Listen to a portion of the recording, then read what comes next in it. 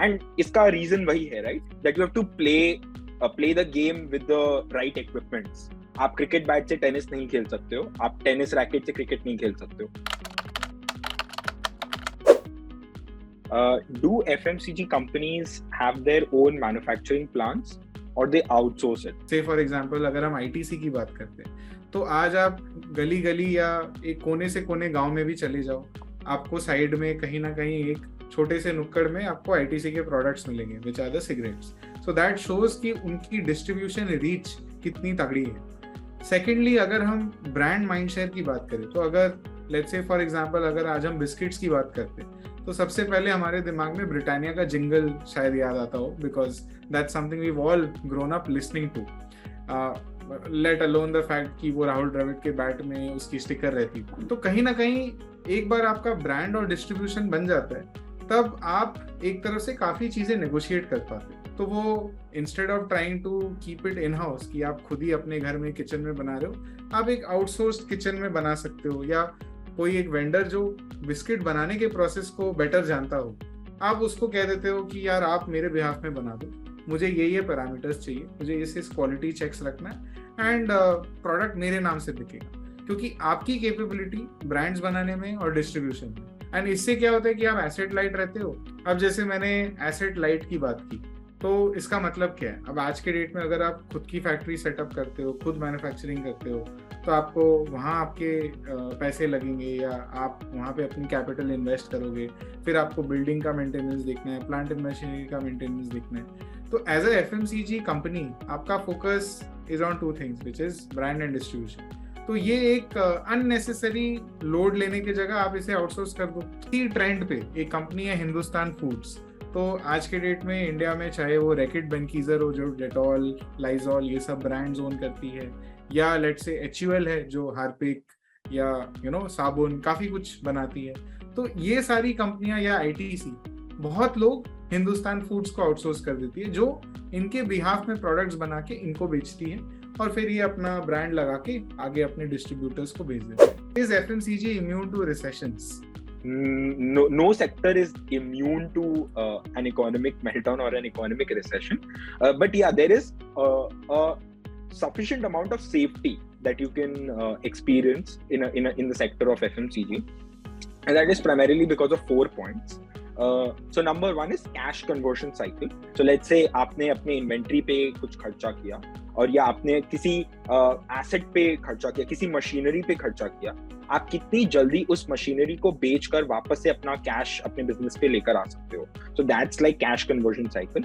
And जितनी छोटी आपकी कैश कन्वर्जन साइकिल होती है उतने पॉजिटिविटी से आपको देखा जाता है, आपकी कंपनी को देखा जाता है, बिकॉज आपका पैसा अटकता नहीं है. Number 2 is low debt, which is also similar to the cash conversion cycle that I just spoke about.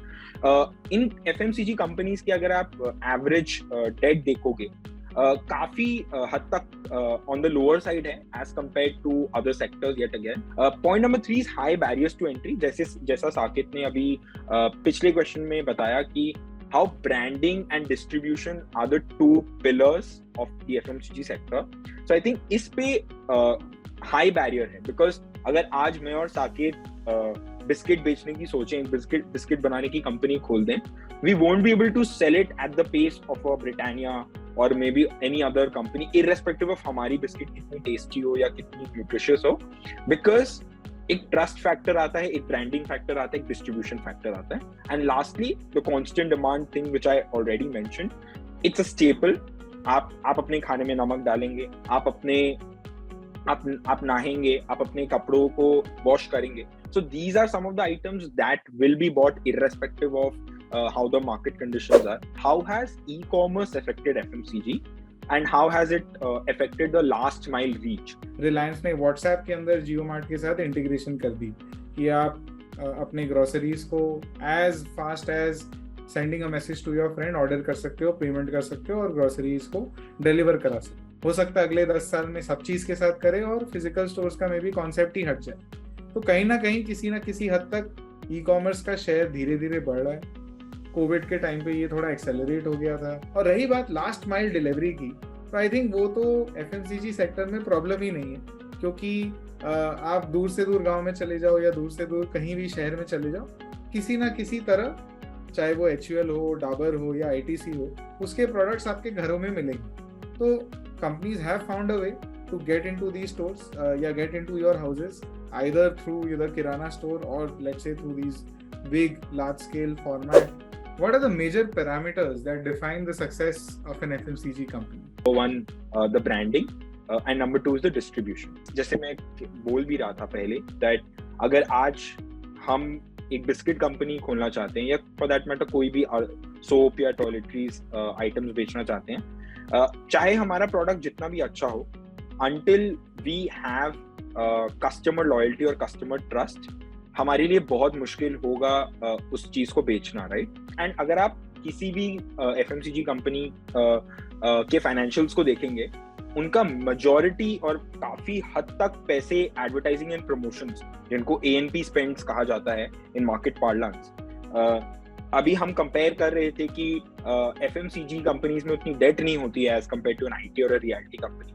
But अगर इस पे फ्लिप साइड ये है कि FMCG कंपनीज जितना मार्केटिंग में स्पेंड करती हैं, उतना मे बी अ रियलिटी और an IT company doesn't.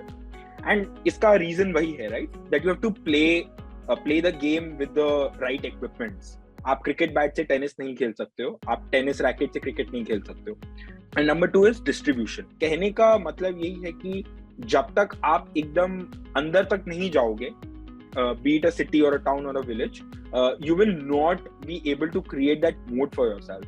The third, which is a combination, is आपका product कैसा है. How has FMCG demand been like in the last 10 years? And how is it gonna be like in the coming 10? अगर पिछले 10 साल की बात करें, I think काफी FMCG कंपनीज ने इंडिया में निवेशकों के लिए काफी ज्यादा वेल्थ बनाया है। इसमें दो फैक्टर्स प्ले किए एंड आगे भी ये दो फैक्टर्स प्ले करेंगे। वन इज इंडिया का GDP किस रेट पे ग्रो कर रहा है। अगर हम पिछले 20 साल 25 साल का डेटा देखें, जो FMCG सेल्स की ग्रोथ रही है, that has always mirrored the nominal GDP growth. So the second point is GDP per capita क्या है, जो आज के डेट में अराउंड $2200 या $2500 पर कैपिटा क्रॉस कर चुका है। अराउंड $2200 पर कैपिटा क्रॉस कर चुका है। तो जैसे जैसे लोगों के हाथों में इनकम्स बढ़ते हैं, रूरल टू अर्बन माइग्रेशन होती है, तो उस कारण से जैसे ही एक 10 रुपीज प्राइस पॉइंट की जगह आप 15 रुपया खर्चा कर सकते हो, तो the first thing you want to improve is soaps, foods and other products. तो वहाँ पे दीज कंपनीज ने काफी इनोवेटिव पैकेज फॉर्मेट्स चेंज किए हैं। तो आज के डेट में 5 रुपए का भी कोलगेट टूथपेस्ट मिलता है, 10 रुपए का भी मिलता है और 100 रुपए का भी मिलता है। द सेकेंड पॉइंट इज अगला 10 साल कैसा लगता है। तो आई थिंक जो 2-3 ट्रेंड्स है जिसका हमने पहले डिस्कशन किया, एक how quickly are products coming to your house, तो उससे टेक्नोलॉजी कितना कंजम्पशन चेंज करती है।